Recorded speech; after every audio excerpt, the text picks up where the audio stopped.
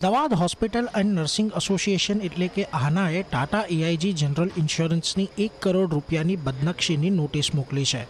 એએચએનએનો આરોપ છે કે ગુજરાતની 125 હોસ્પિટલો અને ભારતની 3000 હોસ્પિટલોને ટાટા એઆઈજી દ્વારા કોઈ પણ સૂચના આપ્યા વિના બ્લેકલિસ્ટ કરવામાં આવી છે. આ અંગે કંપની પાસેથી જવાબ પણ માંગવામાં આવ્યો છે અને જો કંપની જવાબ નહીં આપે તો 15 જુલાઈથી ટાટા એઆઈજીના વીમાધારક દર્દીઓને કેશલેસ અને અન્ય વીમા સુવિધાઓ એએચએનએ તરફથી બંધ કરી દેવામાં આવશે.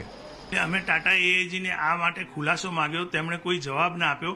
તેથી અમે તેમને અમારા વકીલ થ્રુ લીગલ નોટિસ આપી અને 1 કરોડનો બદનક્ષીનો દાવો અમે કરીશું તેવી પણ અમે તેમાં ઉચ્ચારણ કરેલું છે.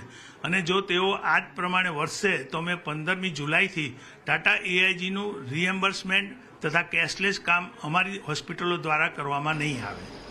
અમદાવાદ હોસ્પિટલ અને નર્સિંગ એસોસિએશનનો દાવો છે કે કોઈપણ હોસ્પિટલને બ્લેકલિસ્ટ કરતાં પહેલાં તેમને નોટિસ આપવામાં આવે છે અને નોટિસ વિના કોઈપણ હોસ્પિટલને બ્લેકલિસ્ટ કરવું ગેરકાયદેસર છે. કેટલાક તબીબો કંપની સામે હાઈકોર્ટમાં પણ ગયા છે, પરંતુ હવે દર્દીઓ ધીમે ધીમે હોસ્પિટલ અને વીમા કંપની વચ્ચે પીસાઈ રહ્યા છે. મેં એમને જ્યારે કારણ પૂછ્યું કે મારું નામ કેમ આમાં છે, મેં કોઈ પેશન્ટનું ઓપરેશન નથી કર્યું, મારી કોઈ ફાઇલમાં ગડબડ નથી, મારી કોઈ કમ્પ્લેન નથી, કોઈ કમ્યુનિકેશન નથી, મારો ફોલ્ટ શું છે, પણ એ લોકો જવાબ ના આપી શક્યા અને જસ્ટ એરોગન્ટલી એ લોકોએ કીધું કે આવું નહીં થઈ શકે.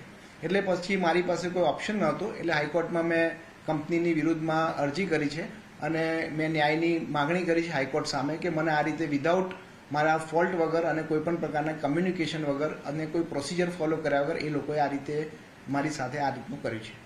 મારી સમસ્યા એ છે કે હું ઓપરેશન કરાવવા માંગુ છું. મારી ઇન્સ્યોરન્સ કંપની ટાટા એઆઈજી છે, પણ હું જે હોસ્પિટલમાં ઓપરેશન કરાવવા માંગુ છું એ હોસ્પિટલને ટાટા એઆઈજી બ્લેકલિસ્ટમાં નાખેલી છે.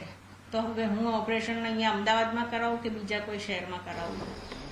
અમે ટાટા એઆઈજીને આ મુદ્દે તેમનું વલણ જાણવા માટે ઈમેલ મોકલ્યો છે, પરંતુ હજુ સુધી કંપની તરફથી કોઈ જવાબ મળ્યો નથી.